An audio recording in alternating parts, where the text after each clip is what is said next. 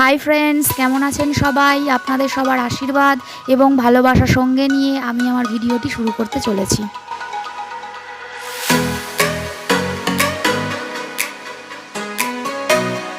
আজকে আমি বানাবো মুচমুচে বেগুন ভাজা। তার জন্য একটি বড় বেগুন আমি গোল গোল করে একটু পাতলা করে কেটে রেখেছি। খুব মোটা হবে না, আবার খুব বেশি পাতলাও হবে না। এবার একটা মশলা রেডি করব। দিচ্ছি 2 চামচ কর্নফ্লাওয়ার আর 1 চামচ ময়দা, আর দেব হাফ চামচ হলুদ গুঁড়ো, হাফ চামচ লঙ্কা গুঁড়ো আর হাফ চামচ জিরে গুঁড়ো, দেব স্বাদ অনুযায়ী লবণ।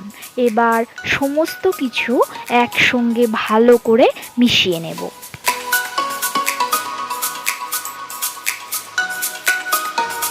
মশলাটা রেডি হয়ে গেছে।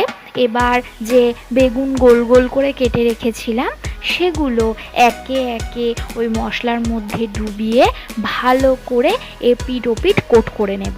কোনোভাবেই কিন্তু জল বা তেল ব্যবহার করব না। দেখতেই পাচ্ছেন বেগুন আমি খুব ভালো মতো এপিট ওপিট কোট করে নিয়েছি মশলা দিয়ে। এবার এটাকে 5 থেকে 10 মিনিট রেখে দেব, একটু সেট করে নেব। কড়াইতে দিয়ে দিচ্ছি 2 থেকে 3 চামচ রিফাইন তেল। আমি রিফাইন তেল ব্যবহার করছি, আপনারা চাইলে সর্ষের তেল ব্যবহার করতেই পারেন।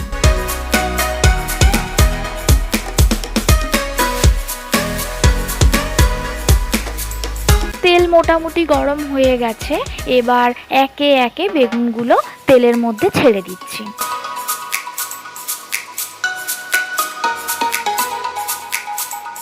মোটামুটি সবকটা বেগুনই কড়াইতে ধরে গেছে। এবার এটা একটু হতে থাক, ততক্ষণ আমি ঢাকনা চাপা দিয়ে দেব। ঢাকনা খুলে এবার আবার সমস্ত বেগুনগুলো একে একে উল্টে দেব।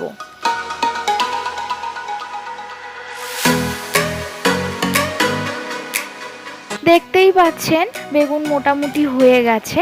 একটু উল্টে পাল্টে নিচ্ছি, নিয়ে ভালো বেশ লালচে রঙও চলে এসেছে। এবার বেগুনগুলোকে তুলে নেব।